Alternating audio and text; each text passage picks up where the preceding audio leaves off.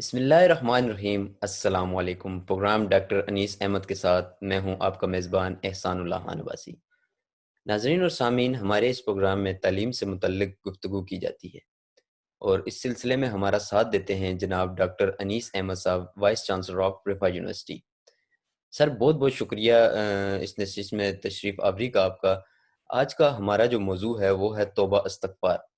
تو توبہ استغفار کے بارے میں ہمیں بتائیے گا اور اس پہ تھوڑا تفصیلی روشنی ڈالیے گا۔ اعوذ باللہ من الشیطان الرجیم، بسم اللہ الرحمن الرحیم، الحمدللہ والصلاۃ والسلام علی خاتم الانبیاء۔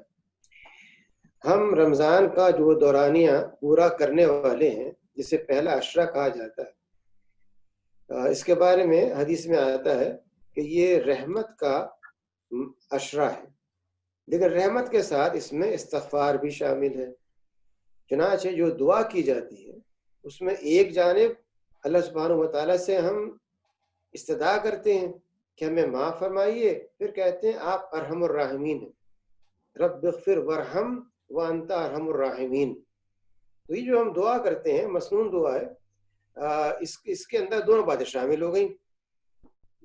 دین اسلام وہ واحد دین ہے جو یہ بتاتا ہے کہ توبہ کے لیے نہ آپ کو ضرورت ہے کسی پادری کی کہ اس کے پاس جا کر کے آپ گزارش کریں کہ فادر میں نے یہ کام کیے ہیں اور مجھے آپ معاف کروانے کے لیے درخواست آگے پہنچا دیں، نہ ضرورت ہے کسی برہمن کی کہ ہندو مذہب کے ماننے والے افراد جا کے کسی ہندو دانشور کے سامنے، جو برہمن کہتا ہے اپنے آپ کو، جو مذہبی رسومات کی ادائیگی کے لیے ذمہ دار بنا دیا جاتا ہے، اس کے سامنے جا کر کے کہا جائے یا کسی بزرگ کے سامنے کہا جائے، بلکہ قرآن کریم کہتا ہے کہ مجھے پکارو، ادعونی استجب لکم، میں تمہاری بات کو سنوں گا، اور یہ کہتا ہے کہ تم استغفار طلب کرو، میں تمہاری استغفار کو قبول کروں گا۔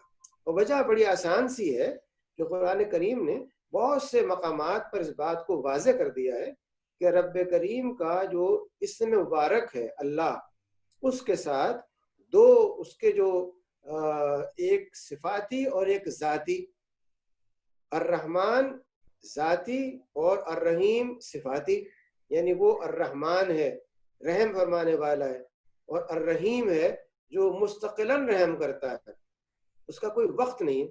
تو یہ جو قرآن کریم نے ہمیں دین کا شعور دیا ہے، اس میں یہ بات شامل ہے کہ ایک شخص انسان ہونے کی بنا پر بھول کر کے غلطی کر بیٹھتا ہے۔ عام طور پہ آپ دیکھتے ہیں کہ جاپان کے اندر نوجوانوں میں، وہ بھی خاص طور پہ جو ہائی اسکول تک کی عمر کے بچے ہیں، ان میں سب سے زیادہ تناسب ہے خودکشی کے اقدامات کا۔ کیا وجہ ہے؟ کہ ان کے سامنے تعلیم کے اتنے سخت معیارات ہوتے ہیں، اتنا مقابلہ ہوتا ہے کہ وہ کسی امتحان میں ناکام ہوئے اور کھٹ سے خودکشی فرما لی۔ یہ خودکشی کیوں کرتے ہیں؟ اس لیے کہ ان کو احساس ہوتا ہے ناکامی کا۔ دین یہ کہتا ہے کہ نہ آپ کے اپنے جسم اور جان آپ کا اپنا ہے، اور نہ آپ کو یہ ہم نے حق دیا ہے کہ آپ جب چاہیں نا امید ہو کر کے خودکشی کر لیں، بلکہ اگر آپ سے کوئی غلطی ہوئی ہے، بھول ہوئی ہے، ناکامی ہوئی ہے، تو اس سب کے لیے جو ناکامیوں اور کامیابیوں کا دینے والا ہے، جو پوری کائنات کا حاکم ہے، جس کے اختیار میں ہے کہ وہ آگ کو گلزار بنا دے، اس کے اختیار میں ہے کہ وہ ایک بہتے ہوئے پانی کو دوستوں میں بانٹ کر کے راستہ پیدا کر دے، جو تمام فزیکل لاز کے خلاف چیز ہے۔ دنیا کا کوئی بھی قانون نہیں بتاتا ہمیں کہ ایک بہتا ہوا سمندر ہے، بہتا ہوا دریا ہے، اور اچانک پانی دونوں جانب رک گیا بغیر کسی رکاوٹ کھڑے کیے، بغیر کوئی لوہے کی دیواریں لگائے، اور پھر مل گیا۔ تو جس رب کریم کے پاس یہ اختیارات ہو، وہ اگر اپنے رحم کو استعمال کرتا ہے اپنے بندوں کے لیے، تو یہ اس کی ذات کا ایک لازمہ ہے۔ اسی لیے فرمایا جاتا ہے کہ اگر ایک بندہ اللہ تعالیٰ کی جانب ایک قدم بڑھتا ہے، غلطی کا احساس ہوا، اس نے کہا کہ میں آپ کے قریب آنا چاہتا ہوں، آپ سے دور ہو گیا تھا، غلطی ہو گئی دور ہونے کی بجا پر، اب میں چاہتا ہوں آپ سے قریب ہو جاؤں، تو ہمیں یہ ملتا ہے احادیث کے اندر بڑا واضح بیان کہ رب کریم اس کے 10 قدم آگے بڑھ کر کے اس کا استقبال فرماتے ہیں. اس لیے اگر ایک شخص سے کوئی غلطی ہوتی ہے اور وہ توبہ کرتا ہے، اور یہ بھی بار بار آتا ہے کہ وہ توبہ کو بہت پسند کرتا ہے، وہ یہ چاہتا ہے کہ اس کا بندہ اگر اس سے غلطی ہوئی ہے تو وہ شرمندگی کے ساتھ، ندامت کے ساتھ، اپنی غلطی کے احساس کے ساتھ رب کریم کے سامنے نماز میں کھڑا ہو کر کے، نماز کے علاوہ سجدے میں جا کر کے، بیٹھ کر کے، اپنے ہاتھ بلند کر کے، سر جھکا کر کے، آنکھوں میں آنسو لا کر کے، جس طرح سے بھی وہ چاہتا ہو وہ اپنی غلطی کا اعتراف کرے. اور اس کا یہ وعدہ ہے رب کریم کا اپنا کہ جو بندہ میرے طرف آتا ہے میں اس کو لپک کر کے استقبال کرتا ہوں، اس کی بات کو سنتا ہوں، اس کو معاف کرتا ہوں. تو یہ ہمارے دین کے اندر جو تصور ہے توبہ اور استغفار کا، وہ آپ کو نفسیاتی ماہر سے جس کے پاس جا کے آپ ساری قصہ کہانی سنا کر فرماتے ہیں کہ یہ غلطی ہو گئی، فلاں ہو گیا، فلاں ہو گیا، اب میں کیا کروں، اور وہ آپ سے ایک بڑی صحت مند فیس لے کر کے پھر بتاتا ہے کہ آپ پہلے اپنے ذہن سے تصور نکالیں کہ آپ نے غلطی کی ہے، پھر یہ سمجھیں کہ آپ ایک عام انسان ہیں، پھر یہ سمجھیں کہ آپ ایسا یہ نہیں کریں گے، اور پھر آپ یہ چیزیں کریں اور آپ سے وہ فیس لے کے خوش خوش آپ کو روانہ کر دیتا ہے. اسلام یہ کہتا ہے آپ سے غلطی ہوئی ہے تو جو رب کریم اصل حساب کتاب کرنے والا ہے، جس کے پاس ہر چیز نوٹ ہو رہی ہے، آپ براہ راست اس سے بغیر کسی کو درمیان میں لائے، وہ مائے نفسیات ہو نہ مائے روحانیت ہو، دونوں کی ضرورت نہیں، ان دونوں کے بغیر آپ براہ راست اپنے رب کو پکاریے اور میں آپ کی آواز کو سنوں گا. تو یہ جو اسلام کا تصور ہے توبہ اور استغفار کا، یہ انسان کو اس کا صحیح رتبہ، اس کی صحیح حیثیت، اس کی انانیت، اس کے اندر اعتماد کا دوبارہ پیدا ہونا، اس کو مایوسی سے نجات دینا، اس کے اندر یہ احساس پیدا کرنا کہ وہ واقعتاً ایک ایسے رب کا بندہ ہے جو اس سے محبت کرتا ہے، جس کے اندر مغفرت اور رحم بھرا ہوا ہے، کوٹ کوٹ کے بھرا ہوا ہے، اور اس بنا پر اس کے لیے کوئی گنجائش نہیں ہے نہ مایوسی کی، نہ نا امیدی کی، نہ سر پھوڑنے کی، نہ کسی پیرس کے ایبل ٹاپ پہ چڑھ کے شراغ لگانے کی، بلکہ وہ صرف اپنے رب کے سامنے خلوص نیت کے ساتھ یہ کہے کہ مجھ سے یہ بھول ہوئی ہے اور آپ بھول کو معاف فرمانے والے ہیں، آپ اس کو معاف فرما دیجیے، اور معاف فرما دیتا ہے. یہ اختصار کے ساتھ تصور ہے اسلام کے اندر توبہ اور استغفار کا. اسی لیے کہا جاتا ہے علیہ الصلوۃ والسلام کی حدیث صحیح ہے کہ آپ خود علیہ الصلوۃ والسلام فرماتے ہیں کہ وہ دن میں بعض اوقات 70، بعض اوقات زیادہ مرتبہ استغفار فرماتے ہیں، جبکہ آپ اللہ تعالیٰ کی طرف سے اس کمزوری سے بلند تھے کہ آپ غلطی کر سکیں، آپ معصوم تھے، آپ غلطی نہیں کر سکتے تھے. اس کے باوجود آپ اپنے اوپر یہ لازم کرتے ہیں کہ دن میں آپ 70 مرتبہ استغفار کرتے ہیں. اس کا مطلب یہ ہوا کہ یہ محض گناہ گار کے لیے نہیں ہے. استغفار کرنا ایک کلچر ہے، ایک ثقافت ہے، ایک ادب ہے، ایک تہذیب ہے. یہ ہم کو سمجھاتا ہے کہ ہم کس طرح سے ایک ایسے بندے بنے جو شاکر ہو، جو اللہ تعالیٰ کا احسان مند ہو، اللہ تعالیٰ کے سامنے بار بار اپنی بات کو پیش کرے اور بغیر کسی درمیانی واسطے کے، بغیر کسی وسیلے کے، جو دینے والا ہے اس سے براہ راست بات کرے. استغفار اس رابطے کا ذریعہ ہے، گفتگو کا ذریعہ ہے، اپنے انفعال کے، اپنے منفعل ہونے کے اظہار کا ذریعہ ہے کہ میں اپنے کیے ہوئے کام پر شرمندہ ہوں، اس پہ نظرثانی کر رہا ہوں اور چاہتا ہوں کہ آپ اپنے کرم اور رحم سے اس غلطی کو دھو دیں اور مجھے دوبارہ اپنا قرب عنایت فرمائے. یہ بنیادی فکر ہے، تصور ہے جو ان دو کلمات کے اندر پایا جاتا ہے. کوئی سوال آپ کو تو میں اس کے لیے حاضر. جی سر، ڈاکٹر صاحب یہ بتا دیجیے گا سر، توبہ کے بعد غلطی اگر دوبارہ دہرائی جائے پھر اس کی توبہ قبول ہوتی ہے؟ دیکھیے، توبہ کا دروازہ اس وقت تک کے لیے کھلا ہوا ہے جب تک انسان کے سانس میں وہ غرغراہٹ نہ پیدا ہو جائے جو موت کی علامت. اگر موت کی غرغراہٹ شروع ہو گئی اور اس کو سانس لینے میں دقت پیش آ رہی ہے اور وہ موت سامنے نظر آ رہی ہے پھر وہ توبہ کرتا ہے تو وہ توبہ قبول نہیں ہوگی. واضح حدیث کے الفاظ ہیں. لیکن اس وقت تک کے لیے اگر ایک شخص نے غلطی کی اور توبہ کی اور توبہ خلوص نیت سے کی، لیکن اس کے باوجود دوبارہ بھول ہو گئی، دوبارہ اس کو شرمندگی ہوئی، دوبارہ کرے، دوبارہ ہو گئی دوبارہ کرے، لیکن اس کو وہ اپنی ایک عادت نہ بنا لے کہ ٹھیک ہے غلطی کر لیتا ہوں بعد میں توبہ کر لوں گا.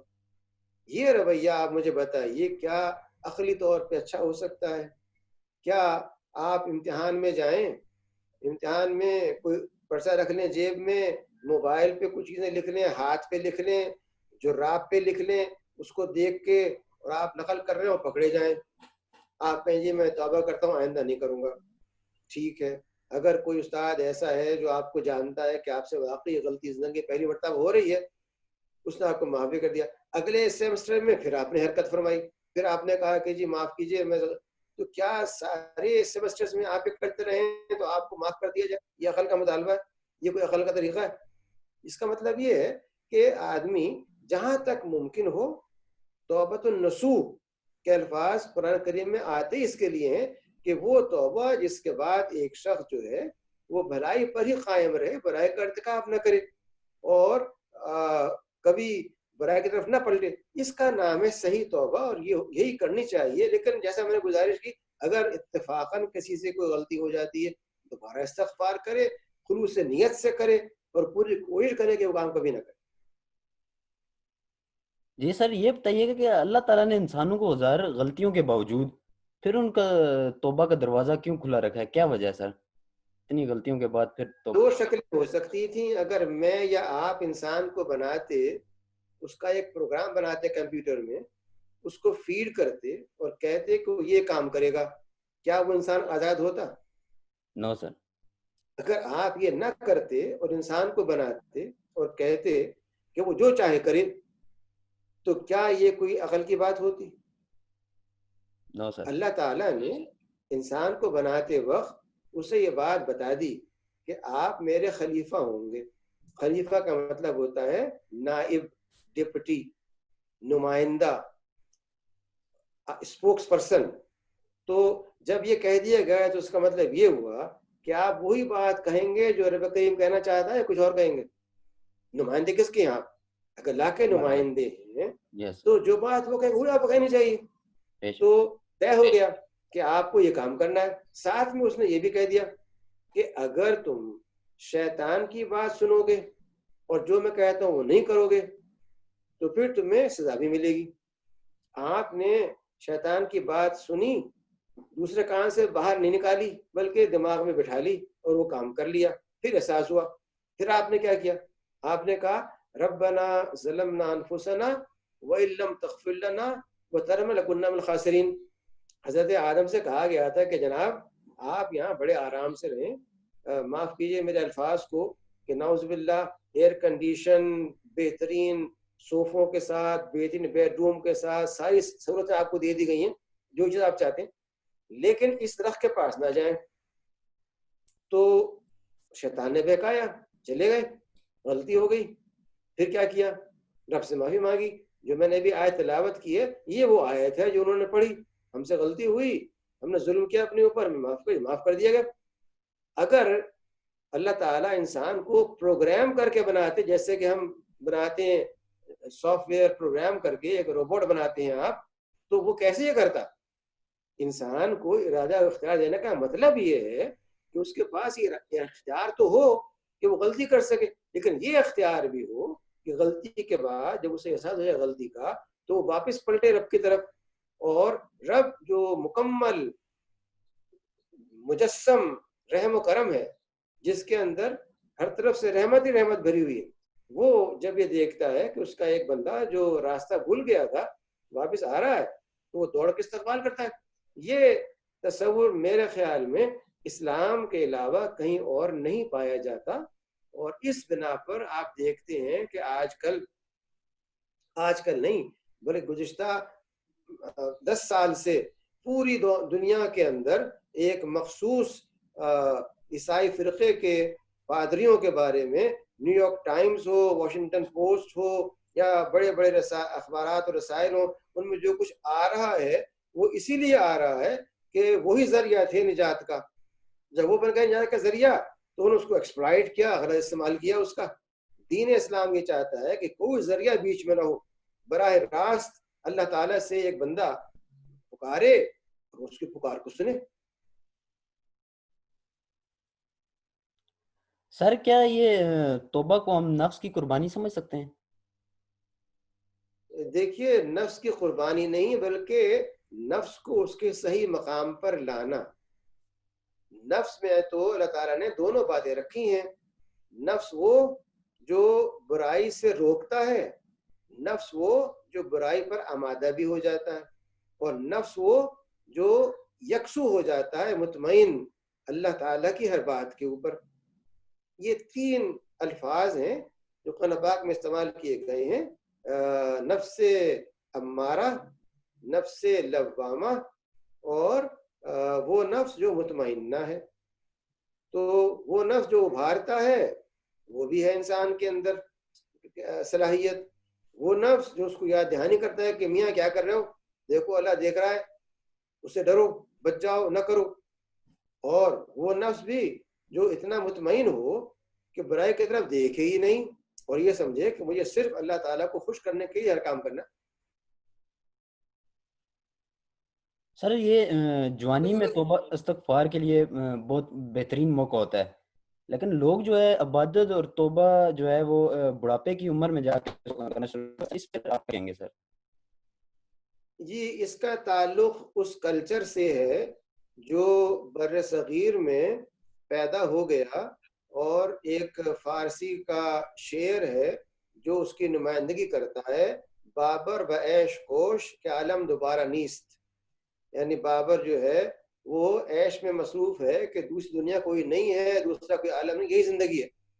تو ہمارے ہاں یہ چیز ہمارے ادب کے اندر، شاعری میں، ڈراموں میں، سینما میں، ہر چیز کے اندر، اور آج کل تو سینما متروک ہو چکا سوائے چند مقامات کے، ہر چیز وہ یہ سکھاتی ہے کہ اس دنیا میں آپ جو عیش کر سکتے ہیں کر لیجیے. اس بنا پر لوگ سمجھتے ہیں کہ جوانی جو ہے وہ تو عیش کرنے کے لیے، گویا ان کے پاس ایک لکھا ہوا کورٹ پیپر پر مہر لگا ہوا کاغذ موجود ہے کہ وہ بڑھاپے تک پہنچیں گے پھر انتقال فرمائیں گے. آپ یہ بتائیے کہ اگر کسی کے پاس یہ لکھا ہوا ہے، جب تو یہ سوچ سکتا ہے کہ جوانی میں خوب غلطیاں کر لوں، بڑھاپے میں جا کے سب حساب کتاب صاف کر لوں گا. لیکن یہ لکھا ہوا نہیں ہے کسی کے پاس بھی کہ وہ کب تک زندہ رہے گا، کب اس کو اچانک موت نہیں آ جائے گی. تو کیا زندگی اور موت کے تصور کے ساتھ یہ نوجوان جو یہ سمجھے ابھی تو میں جوان ہوں جو چاہوں کر لوں، بلکہ اس پہ نظمیں لکھی جائیں، ابھی تو میں جوان ہوں، اس کا ہر بند ہو اس نظم کا، ابھی تو میں جوان ہوں اور جو چاہوں کر لوں. تو یہ جو تصور ہے یہ ایک غیر اسلامی ثقافت، غیر اسلامی تہذیب سے آیا ہوا تصور ہے. اسلام یہ کہتا ہے کہ وہ صالح نوجوان جو جوانی میں برائی سے اپنے آپ کو بچاتا ہے، رب کریم اس کو آخرت کے اندر اس سائے میں رکھیں گے جو سایہ کسی اور کے لیے نہیں ہوگا.